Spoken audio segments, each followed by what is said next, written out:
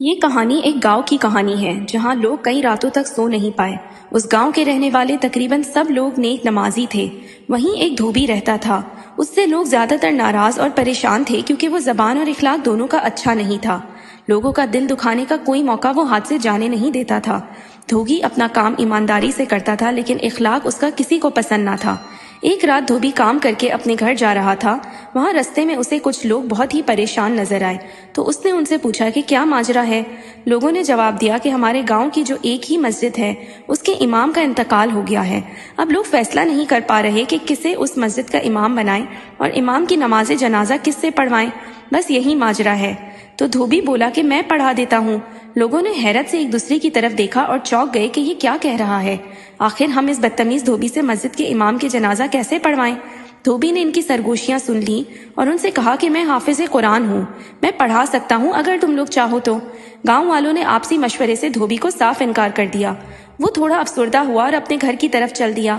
آخر وہ لوگ فیصلہ نہ کر پائے کہ امام کی نماز جنازہ کون پڑھائے گا، اور فیصلہ کیا کہ ہم فجر تک کسی نہ کسی کو ڈھونڈ لیں گے۔ پھر سب اپنے اپنے گھر چل دیے۔ رات ہوئی تو انہی گاؤں والوں میں سے ایک شخص سو رہا تھا۔ اسے ایک خواب آیا اور اس خواب میں ایک سفید لباس والا شخص ان سے مخاطب ہوا اور کہنے لگا کہ تم لوگوں نے دھوبی کو ناراض کر کے اچھا نہیں کیا۔ وہ شخص بہت ہی حیران ہوا اور پوچھا، اس بدتمیز دھوبی میں ایسا کیا رکھا ہے جس کی سفارش آپ جیسی ہستی کر رہی ہے؟ وہ بولا کہ دھوبی کو اللہ بہت محبوب اور پسند کرتے ہیں۔ اس شخص نے پوچھا کہ وہ ایسا کیا عمل کرتا ہے کہ اللہ کو وہ محبوب ہو گیا؟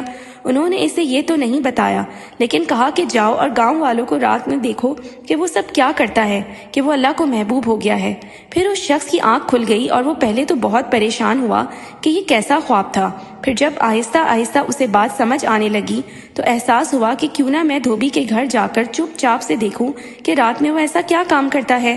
وہ شخص اٹھا اور دھوبی کے گھر کی طرف دوڑ لگا دی۔ وہاں پہنچا تو دیکھتا ہے کہ دھوبی اپنے گھر کے باہر تھوڑے برتن زمین پر رکھ رہا تھا۔ پھر ان برتنوں میں سے اس نے دودھ ڈالنا شروع کیا۔ تھوڑی دیر ہوئی تو ایک سانپ اور کچھ بلیاں دوڑتی ہوئی دھوبی کے گھر کے باہر پہنچ گئیں اور برتن میں سے دودھ پینا شروع کر دیا۔ پھر دھوبی وہیں جا نماز لگا کر دیر تک اللہ کی حمد و ثنا کرتا رہا۔ یہ منظر دیکھ کر وہ شخص رو پڑا اور سوچا، جس کے انسان کو ہم اتنا حقیر سمجھتے تھے وہ اللہ کو اس قدر محبوب ہے کیونکہ وہ بے زبانوں کا اتنا خیال کرتا ہے، اور رات گئے جب سب سو رہے ہوتے ہیں تو اللہ کی عبادت میں مشغول رہتا ہے۔ وہ چپ چاپ وہاں سے چل دیا اور صبح ہوتے ہی سارا قصہ گاؤں والوں سے بیان کیا۔ گاؤں والے بھی اپنے رویے پہ شرمندہ ہوئے اور دھوبی کے گھر جا کر اس سے معافی مانگی اور مسجد کے امام کی نماز جنازہ پڑھوائی اور مسجد کا امام مقرر کر دیا۔ دوستو، ہمیں یہ بالکل بھی نہیں پتا ہوتا کہ کس کے دل میں کتنا ایمان بستا ہے۔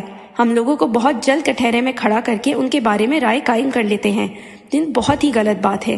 کسی کے بھی بارے میں کوئی گمان نہ کریں، ہمیں نہیں معلوم کہ اللہ کے یہاں اس کا کیا درجہ ہے۔ دوستو، اگر آپ کو یہ کہانی پسند آئی ہو تو ہمیں کمنٹ میں ضرور بتائیں اور ہمارا چینل سبسکرائب کریں تاکہ ہم موٹیویٹ ہوں اور آپ سے مزید انفارمیشن شیئر کرتے رہیں۔ جزاک اللہ۔